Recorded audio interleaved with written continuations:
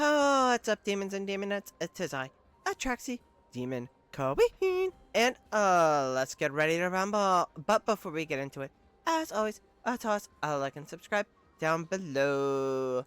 Alrighty, Relentless Rumble. Let's go over the rewards. After you get 1,000 points here, you get 10 all-hero recruits, and then for the quests, for Brawl 1, we get some diamonds, you get some gold, you get some more diamonds, you get some vouchers for the Velvet store, and then you get 5 reds, so your goal is to get 70 kills to get all of the rewards. Commons, pretty easy. We're not going to cover common. We're just going to go straight to endless.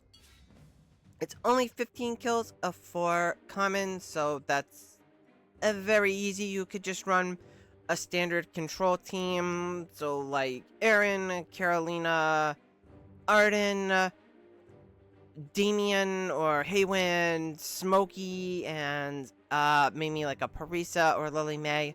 You'll blow through that one pretty easy. It was not difficult at all.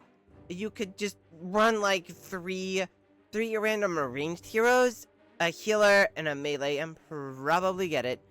The 15 is not hard. It's really when we come to endless. Now, what we are looking here is Aaron, Smokey, Parisa, Tassie, and Carolina. Now, this is not the meta. This just is a team that does not uses the Hypogeans or any Celestials as to make it more accessible to get the 70. So if you're just looking to get the quest done and not going for that rank 1, overall, this is a team that you can run to complete it. Now let's talk about the mobs just a little bit before we watch the fight and see how it works. Is that these mobs, most notably what's going to happen is when they die, they're going to encase any nearby heroes in ice, essentially controlling them and neutralizing them. So essentially any melee heroes you're going to use on this fight are going to spend almost the entire fight encased in ice. Now, you've probably seen these mobs on stages, so that's kind of like how I knew what they were, but you'll see it during the fight. Now, we'll demo this one just to show you how to get the 70, but this is the formation you want to use. Aaron in front, Smokey in the middle, Parisa to the side, Tassie to the back, and Carolina to the back, using Resonator, and Tassie getting Resonator. Now, Tassie getting frozen here isn't that big of an issue. She's still going to do a ton of damage. She's just not the best option. And without further ado, let's see it in action.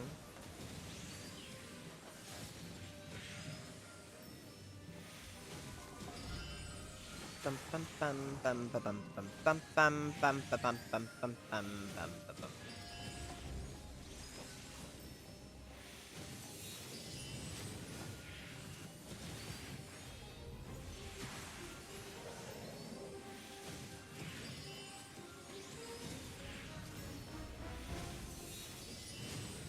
Now, one thing to note here is that because Parisa has been showing up, is that I finally pushed her to plus 15 from plus 10. Now, normally I wouldn't do that for a hero for one event. It's just that it's something I've been contemplating for a while now, because you see her used in stages a bit. She's been big in Guild Supremacy, and now she's kind of showing up in here. And I did end up plus 15ing Seth just for this event, and for the fact that I've been using him in Supreme Arena, where he's been amazing in the Mauler comp there. So there's a couple heroes that I didn't plan on plus 15ing this season that really have been showing up. So we'll just invest in them, and they'll be good for now, and they'll be good for the future. And as you can see, we got 75. There's some RNG to it. The last time I ran it, I got 77 when I was testing it out. Now, I did test out numerous other combinations, not using Celestials and Hypogeans, but this was the best one that I was able to find. Now, let's cover what is meta.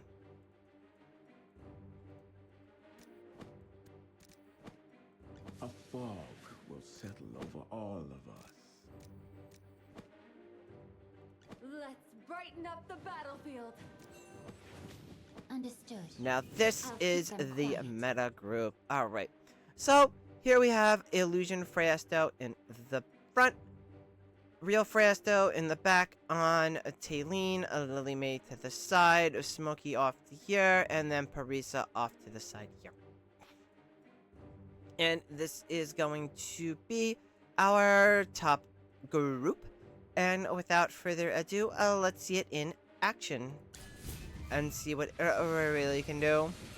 And hope that we get good RNG on it. Because I will mention that RNG is a factor. There is a window I've noticed. It's about 11 kills. But we'll see what we get. No spoilers. No spoilers. And like as you can see, like as I mentioned earlier, and you probably saw it in the other one, and I didn't mention it, is that any melee heroes or heroes that get too close are going to spend the entire fight, or the majority of the fight, encased in ice. Even see poor Lily May, she gets iced.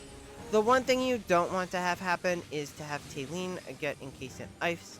If for some reason Taylene gets encased in ice, your run is over. You won't get your high score, and you should just retry and just rerun it. Just end it early. But as you can see, she keeps going and going and going and going.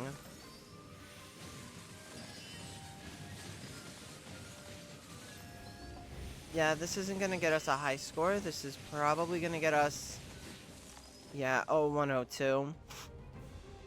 So 102 is not bad. It's not great. Now let's, as always, actually look at the details. So as you can see, you're not going to get a top score without Taylene.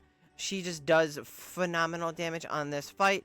She was great, I think, the last time on the first round, and she's great again here. So for these big ad packs in Relentless Rumble, you want to go with Taylene. She is the best nuker in the game, and again, we're just using Freyasto to kind of get frozen and eat up the front line. There's alternate heroes you could use, like a Hodgkin or a Luca or a Lumont or Aaron to manage that front line. It's just that Freyasto adds more utility with his buff to Taylene. So now if we want to take a look at the current standings, because as you can see, I am number 1. We did manage to get 108 kills. That is the highest that I have seen posted online to date.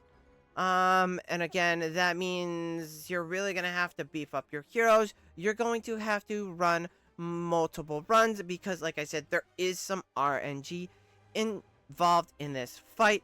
You'll have a window of anywhere from 97 kills to what I had is 108. It's possible that you could potentially RNG more than 108.